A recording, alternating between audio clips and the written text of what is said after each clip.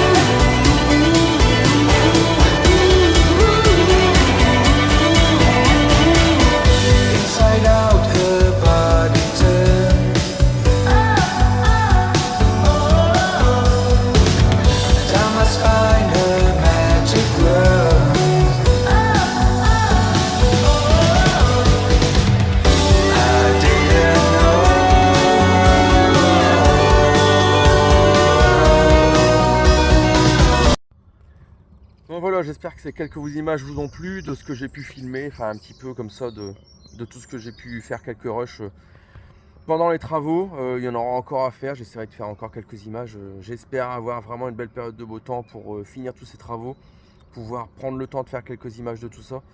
Et puis prochainement faire un tour de plaine. Alors tout simplement le programme de cette semaine, parce qu'ils lancent une semaine vraiment pourrie.